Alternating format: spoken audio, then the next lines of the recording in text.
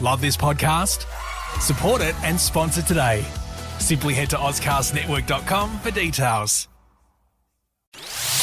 You're listening to Davo, Tom and Callum, the podcast.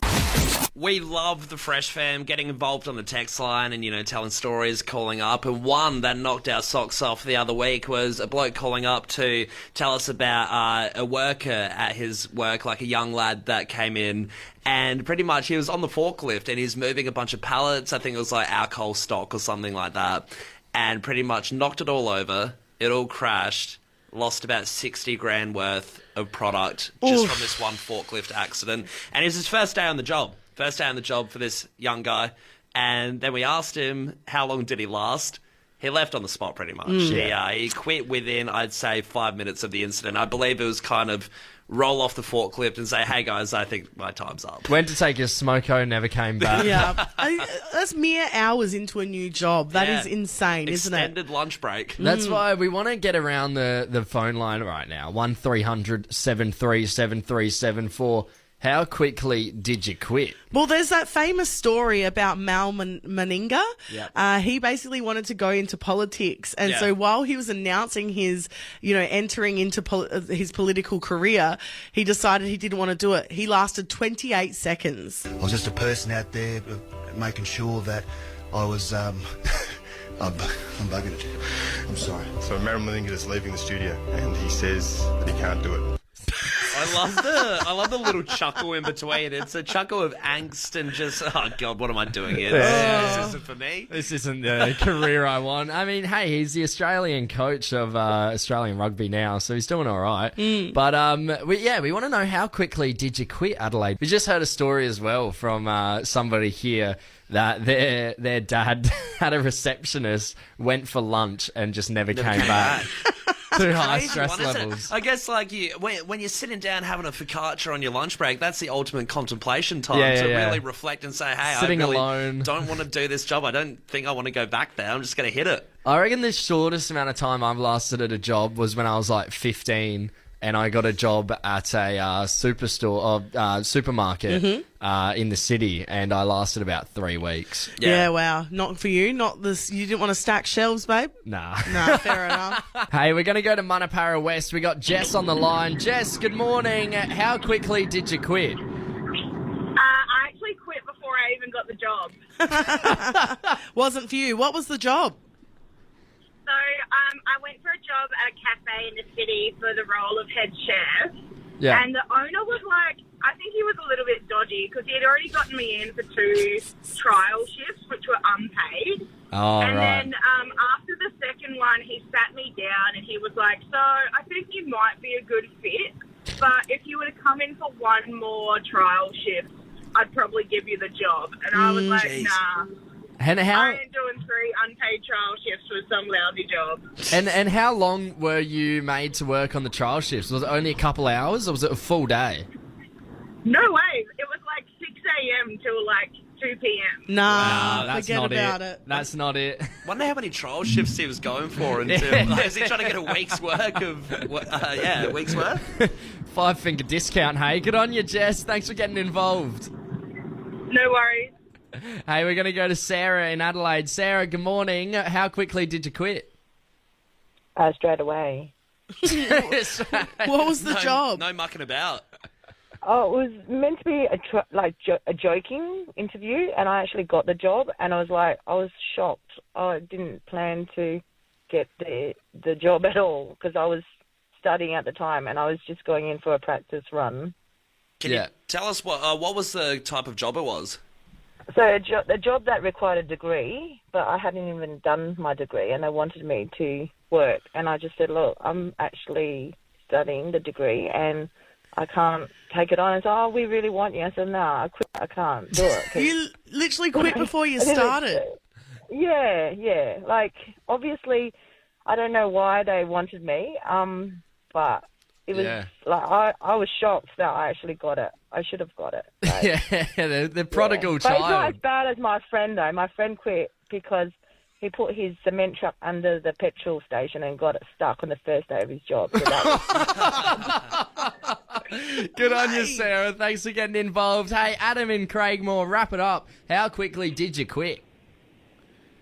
It wasn't me. It was one of my best mates. He went into his induction and he pretty much quit on the spot.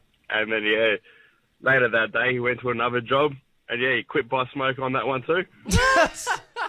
Obviously didn't want to work. What was the job? It was like warehousing kind of gigs and whatnot. And, I was just getting updates on Snapchat all day. And I was just like, are you for real, mate? Do you know if he did a verbal quitting? Did he tell the boss, like, I'm out of here? Or did he just leave and not show up? He just ghosted him. Yeah. Wow. The old smoke bomb. Hey, Adam, is your mate working now? Yeah, he's probably listening. He's probably on like Seek right now and looking for another job. You want to give him a quick shout out? Yeah, shout out to Dills. Dilf. Is that what you called him? Dilf. Yeah, Dills. Good on you, Adam. Good morning. That could be anyone. Absolutely anyone. Sometimes me think, what is friend? Then me say, friend is someone to listen to Davo, Tom and Callum podcast. Cookie, nom nom nom nom.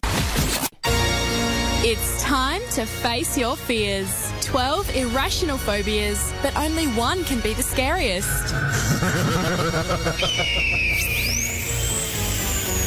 Tournament of Terror on Fresh 92.7. That's right, Adelaide. It's our Tournament of Terror. We have 12 fears. We're putting together 12 what would seem normally irrational fears, but they are the most rational, irrational fears going around. That's it. I was going to say in that intro, the dentist drill does get old very quick, doesn't it? Yeah, it really, it's grinding me. But of course, that is one of the fears that was on the tournament list as we go through the different rounds to battle out to see, like you said, Tom, what the worst fear is. And today's round is heights.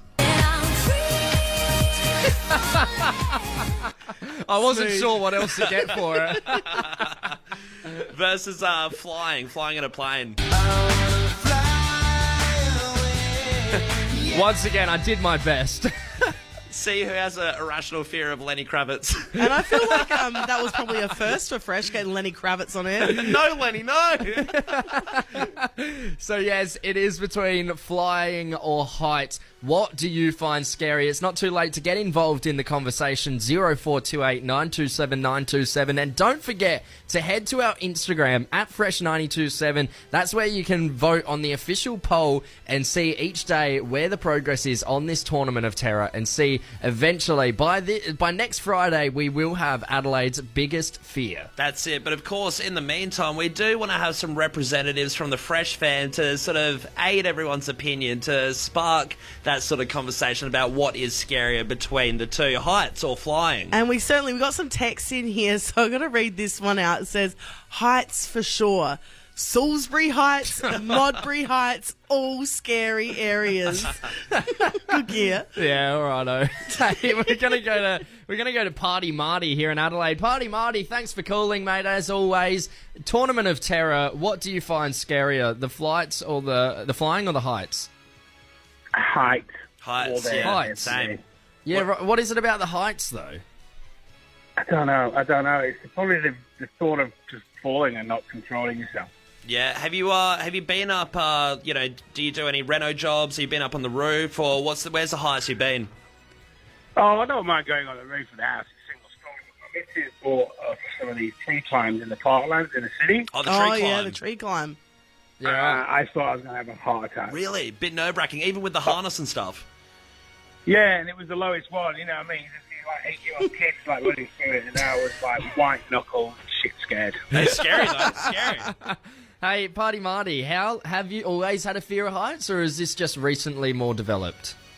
I don't know. I think it's the older you get a bit wiser, where you start analysing things, thinking if I fall, I'll hurt myself. When you're a kid, I don't think you really think like that. So true. Yeah. Hey, well, yeah, that's a fair input. Thanks for getting involved, Party Marty. We're going to go to the other side of things. We're going to go to Simon here in Adelaide. Simon, you have a bit of a fear of flying.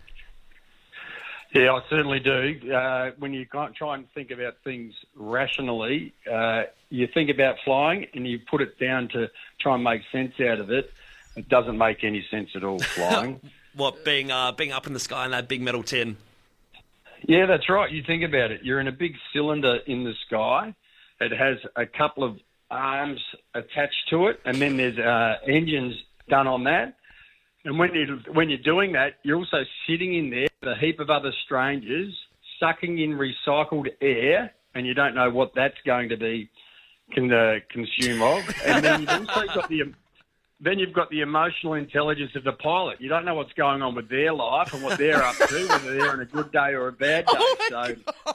You've got all that to deal with, and then you've also got the mother of all things, gravity as well, which you can pull down. So when you put it together, you kind of look at it and go, you know what, flying and heights, flying is bloody high in the air, so it's almost, the two fears combined into one thing. Simon, you've just escalated my fear of flying. It's a compelling argument. Yeah, what about the in-flight movie? Surely that relaxes you a little bit, gets you from point A to point B. Callum, when I go on a flight, I'm almost getting wheeled off on a wheelchair. I'm that drugged up and stuff, so I just do not get so tense. Can't watch a movie. No, watching movies is the last thing. I'm a white knuckle flyer at the best time. Good morning to anyone heading to Adelaide Airport.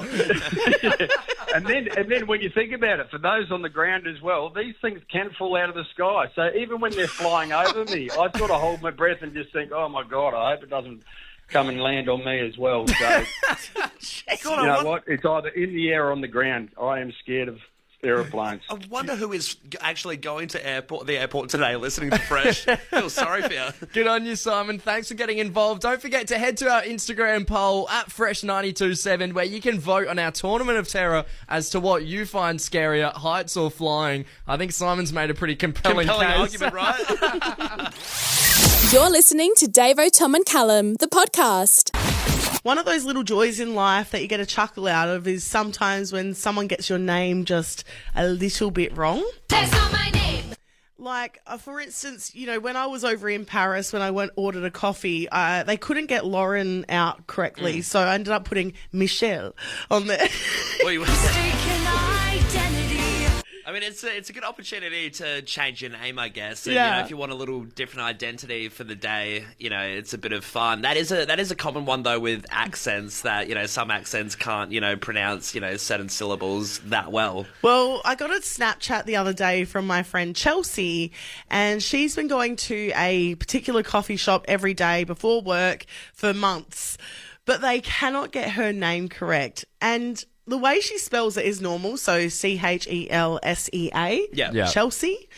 Well, every time she goes there, they write it correctly on the cup, but they pronounce it Chelissa. That's not my name. Like Melissa. Chelissa has a ring to it. You know right? what? I think go with Chelissa. Chelissa sounds cool. I think that could be one of the new popular baby names. It's kind of exotic. It's kind of fun. Kind of mind it. Yeah. I mean, you got to get the roll of the tongue, though. Chelissa. It happens a little bit, though. I remember maybe a year back or something, Tom and I were down Hindley Street and bumped into a dude we went to school with years back and hadn't seen him in ages, and he was introducing us to his friends, and he was like, boys. He's like, this is Tom and Cam. And I was like, Cam? That's not my name. Cam? We went to school together. And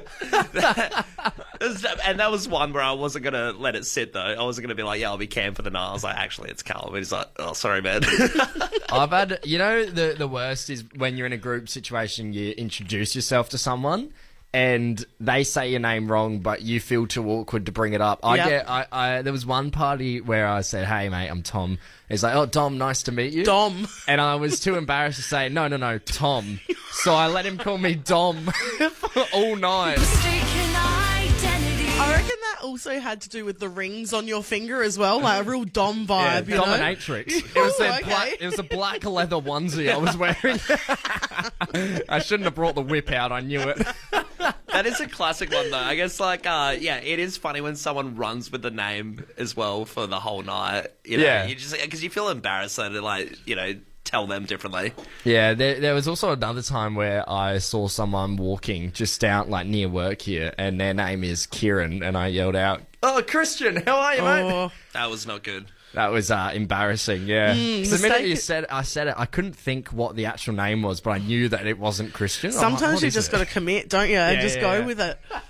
We want to open up the text line here. How did they butcher your name, Adelaide? Was it at a coffee shop? Was it someone you just met? Was it a friend introducing you that you hadn't seen in a while? I mean, yeah, so many different cases of it happening. It's easy to screw up the name. Hey, I did look up as well. Apparently, the Irish name Sean is the most mispronounced name in the world. Sean. Right, what do they butcher call it? that? Scene? It could be seen. Scene, yeah. That's not my name. Shun. Shun. Yeah, shun them. Hey, plenty of people getting involved on the text line right now. Somebody's texted in saying, I went to a chip shop. A shit shop? Jeez, good start. I went to a chip shop. My name is Mitchell, and they put Pichu on the order. I'm still Pichu to this day. That's not my name. Yeah. Can't shake it. This one here says, my name is Kayla, but I think I've had every version. Taylor, Michaela, Corayla, Carla, and even my doctor still thinks my name is Taylor. You'd think a doctor should have on their records the correct name Yeah. if you're diagnosing things. Yeah, doesn't want to get out the forms. I'm on a personable Dr. level. Nick. Yeah, we've got to go over to Beverly. We've got Tanner on the line here. Tanner, how did they butcher your name? I answer the phones a lot, and 7 out of 10 times I get called Hannah. That's not my name. Do they ask again after calling you Hannah when they hear your voice?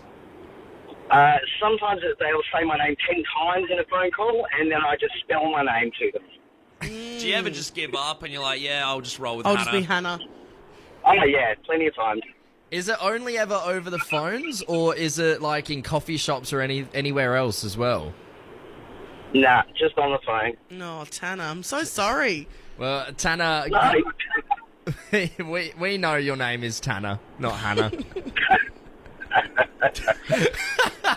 Good on you, mate. Thanks for getting involved. We appreciate it. Have a good one. Yeah, you too. Hannah was nice. It's a good bloke. Good chick. Put down the mic. What's in the podcast? What's in the podcast? Davo, Tom and Callum, the podcast. Guys, yesterday we did our tournament of terror, and it was birds versus public speaking, and we'll talk about it a bit later on, but I have to say the public speaking did win, and I am all for that, because you know what? Birds are friends. Oh, you're a man with the birds. Okay. I'm a man of the birds right now. A couple of weeks ago, I told you guys, or maybe months ago now, I told you guys about this new pet that my parents have made. Yeah, it was like your dad's new favourite son, the magpie. Yes. Yeah, I feel like this is definitely your arc to be one of those people down Rundle Mall that has pigeons laid across their arms and head. Well, what happened basically is this magpie started coming to our home, into the backyard, into the front yard, and Dad just started feeding it yo-yo biscuits. Yeah. I mean, at first you sort of brought this to the table, shaming your dad, almost being like, what a weird guy. He's out there with the magpie. Yeah. Feeding him yo-yo, bonding with this magpie like he's never bonded with you. Yeah. But then you got on board with it, Tom. Well, yeah, my mum would feed the magpie, Murray the magpie, and then I started feeding the magpie, and now this magpie comes every single day and hangs around for a couple hours, just sitting in the backyard on the dog bed. Are you still giving him yo-yos, or is he upgraded to a delicacy like Scotch fingers with a bit of chocolate on the back? He's actually been getting my dog's treats now. Oh, they're like these little shortbread cookies for dogs. He's making himself at home, isn't he? Yeah. Like I said to you, I'm worried that you've opened up the door. You're going to wake up one morning, he's standing on your chest saying, get out of your house. Well, I came home yesterday and I didn't think that there was anyone home. So my dog's there. I say hello to him and I see the magpie at the back and I sort of throw the dog away. I'm like, oh, the magpie's here. So I go out there, start feeding him. Comes right up to me, right? He's basically in my lap as I'm feeding him, eating out of my hand. And then I go back inside and turns out Dad was there the entire time. Dad was home. Watching you. Yeah. Bonded Yeah, with his basically. mate. Are you playing with my son? That bird is my boy. And he comes in and I was like, oh, I didn't know you were home. And he's like, oh yeah, like have you seen Murray? And I'm like, yep, just went out and gave him some biscuits. And he's like, oh, okay, yeah, like and I was telling him, he came right up to me. And Dad's like, yeah, he's starting to get very comfortable with us. No. Just the other day, I put my arm out this. and he had the magpie on his arm eating out of his hand. And I said to Dad, well, that sounds cool. I want to give it a go. Oh, no. So I've gone outside and I've gone back up to the magpie who's just sitting in the dog bed. More bickies, trick him. Yeah. And I'm just sprinkling him around, and then I put my arm out, hops right up onto the arm. Oh, my God. So now I have fallen as far as my father has. I wasn't Mate, lying. absolutely. I wasn't lying when I said he turned into the Rundle Ball freak with birds on his arms. I'm getting concerned, though. You're going to wake up. He's going to be in the bed next year. That's the next step. Yeah, well, it doesn't even end there. My parents have just gone on a cruise today, and they gave me instructions on what to do with the magpie. You're listening to Davo, Tom and Callum, the podcast. Scalpel. Was that your phone? No. Fresh Fam, it's your time to vent. Worst of Adelaide on Fresh 92.7. That's it. We're starting this new thing where we want to find out the worst of Adelaide in certain niche areas. Things like your worst student you ever had, the worst teacher you ever had, the worst apprentice you ever had. That's it. It's your time to vent, Fresh Fam. If we give you a category and you know someone within that category that has simply pissed you off, then it's your turn to hop on and chat to us about it. Yeah, have a vent. Why not? And today we're looking for Adelaide's worst house guest. House The guests are a absolute classic worst. one. I've had the typical family are invited over, and my mum's been like, "Oh, your uncle's going to take your bed, hop on the mattress." So in terms of house guests, I feel like that's as bad as it goes for me. And you just you have a little grievance for a week or so. Yeah, absolutely. And this could range from absolutely anything. Someone getting too comfortable at your home, making themselves too at home, to someone just being outright rude. And Davo, you've got quite the story. Well, I've got quite the story, yes. So I had a chickie babe staying with me this week, and she was staying one night. Just to give you some context, it's a girl I met in Europe in 2015. She's from New South Wales, and I actually hadn't caught up with her since 2019. So we've got a good 4 years between pre-COVID drinks. area. Yeah. Were you quite chummy in Europe, or was it to the extent where you'd expect her to actually come and stay at your house at a certain point in your life? Not necessarily, but also you know what I'm like with my house. I'm a bit private, so I'm not really necessary. And I live with my mum, so it's not like we have people staying. But she asked to stay, and I said yes, okay. So she was staying one night. And basically on the Sunday we met up. It was lovely. We caught up, went out for some food and whatever. We got home, we were watching a movie, and she started feeling a little unwell. Okay. Yeah, so I got up to go to work on Monday, and she was at my house all day with severe gastro. Oh, yeah, no good. But not only that, I was getting updates throughout the day about this. That's unnecessary. A lot of updates, including the fact that she accidentally shat on my rug. She shat on your rug. I feel real bad. No, but it's absurd. It's pretty out there. It's worth mentioning. Do you know how that happened, or was it just explosive? You can just imagine there was some issues there. But yes, that happened on my rug. But not only that, she was due to leave at 8 o'clock on Monday night. And unfortunately, because she was so unwell, she had to extend her stay to Tuesday at 8 p.m. Yeah. And not only that, she sorry, you go, Tom. I was just going to say, this is the worst house guest, by the way, because, Dave, I feel like you might be confused the story because you sound like the worst at the moment. Oh, I know, I This do poor sound sick like girl. the worst. Horrible. But yeah, she was there for 2 days, unwell. I only have one bathroom at my house. It's a very small quarters. It was not the ideal situation. Hey, biggest empathy to her, but at the same time, it is pretty crazy. Biggest empathy, but you made me do this on air. We're opening up the phone lines here. Who's been the worst house guest that you've ever had? We want to get you to dob them in on air right now. Have a vent with us. Hey, there's a few people getting involved on the text line right now. Somebody's texted in saying, I left a guy that I'd gone on 2 dates with alone in my apartment for a few hours. He rearranged the whole of my kitchen saying the energy was off. Don't go on a third date. Nah, forget about it.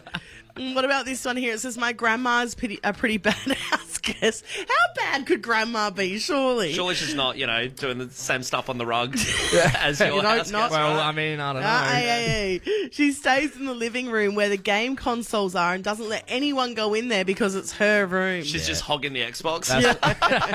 Frustrating. Hey, we've got someone on the line. They want to stay anonymous. Good morning. Who was the worst house guest? So it's actually me.